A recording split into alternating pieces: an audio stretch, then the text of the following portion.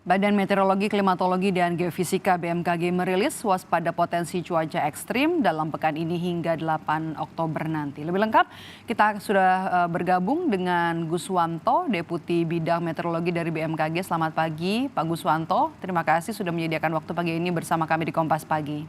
Selamat pagi, Maedap, dan salam sehat selalu. Oke.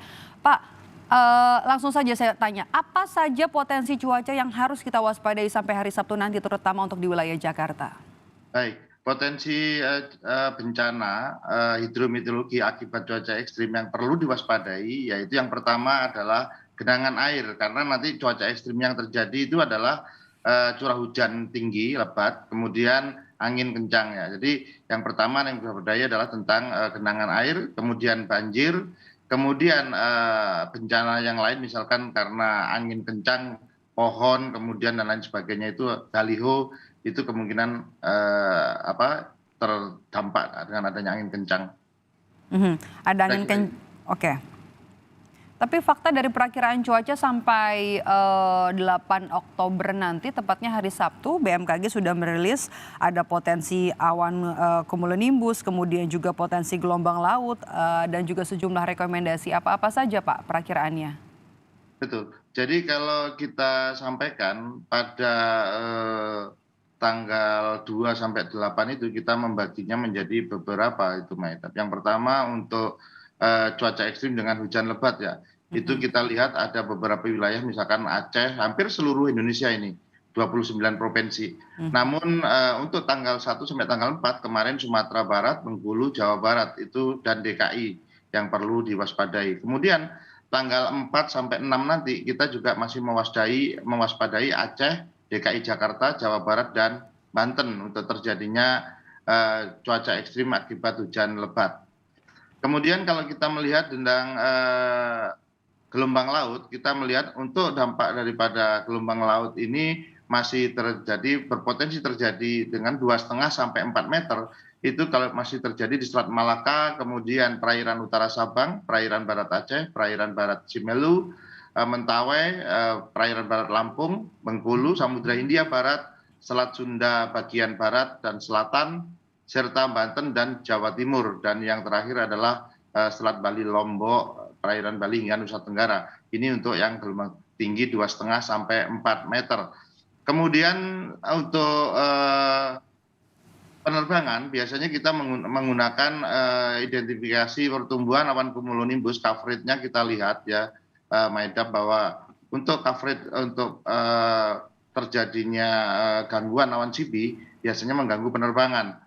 Jadi untuk kategori yang penutupan 50 sampai 75% itu terjadi di Laut Andaman, Laut Cina Selatan, Laut Sulu, kemudian Sumatera, wilayah Jawa, sebagian Kalimantan, dan sebagainya. Kemudian ada yang ini perlu diwaspadai, yaitu dengan area cakupan awan cumulonimbus yaitu melebihi daripada 75% atau frekuen.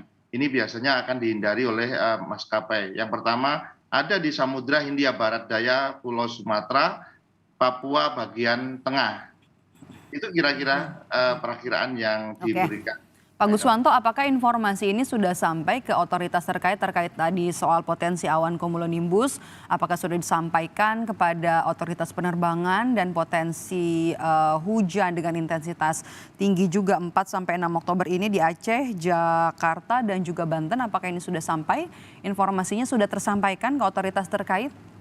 Ya, insya Allah tentang informasi ini kita sudah sampaikan dan secara berjenjang ya. BMKG itu di samping vertikal kita memiliki horizontal, kita memiliki instansi vertikal sampai ke beberapa daerah.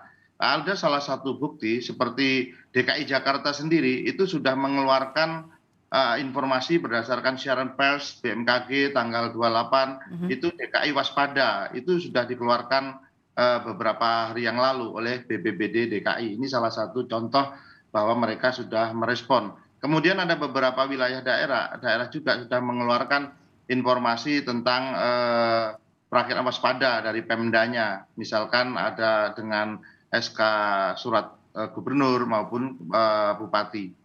Itu ada beberapa contoh yang sudah kita lakukan, Maida. Oke, yang terakhir Pak, ini kan sudah memasuki bulan berber, sudah memasuki musim hujan begitu ya. Tapi ini ekstrim begitu hujannya. Anda tadi mengatakan intensitasnya cukup tinggi untuk wilayah Aceh, Jakarta dan juga Banten. Untuk hujan lebatnya terjadi dari tanggal 4 sampai tanggal 6 esok. Kemudian juga ada potensi gelombang tinggi dan juga awan cumulonimbus. Cuaca ekstrim ini apa saja Pak penyebab terjadinya cuaca yang ekstrim, terutama untuk gelombang laut, kemudian curah hujan yang cukup tinggi. Apa saja Pak Guswanto? Baik, penyebabnya adalah yang pertama itu tentang dinamika atmosfer. Dinamika atmosfer kita lihat secara global saat ini masih indeks untuk laninanya itu masih minus. Kemudian iodinnya juga masih minus.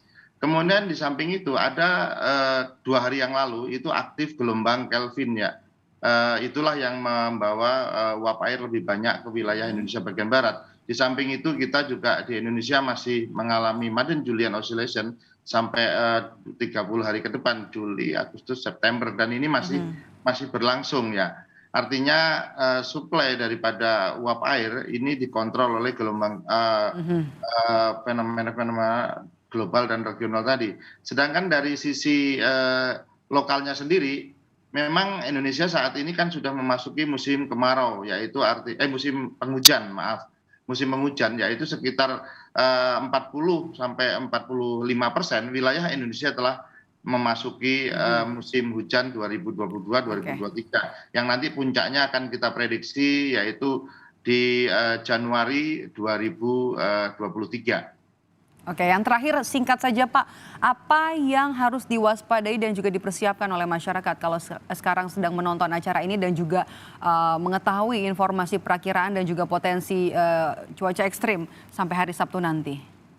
Baik, yang perlu diwaspadai dan dilakukan masyarakat adalah yang pertama, saat ini masyarakat harus memastikan bahwa melakukan introspeksi untuk mengetahui cuaca dan lingkungan di sekitarnya masing-masing. Artinya apakah 2 hal itu nanti apabila bersinergi itu membahayakan atau tidak. Yang kedua, memastikan kapasitas infrastruktur dan tata kelola sumber daya air yang ada di sekitar kita itu siap menampung curah hujan yang akan jatuh. Kemudian yang ketiga, melakukan pemangkasan dahan dan ranting pohon yang sudah rapuh ya, itu kita lakukan. Dan yang terakhir tentunya kami berharap masyarakat tetap mengupdate dan setia kepada informasi yang dikeluarkan BMKG tentang cuaca ekstrim. Ini bisa melalui info BMKG, melalui iOS Android info BMKG, melalui call center 196, ataupun bisa datang langsung kepada kantor BMKG terdekat ataupun kantor BMKG pusat di Kemayoran. Ya, di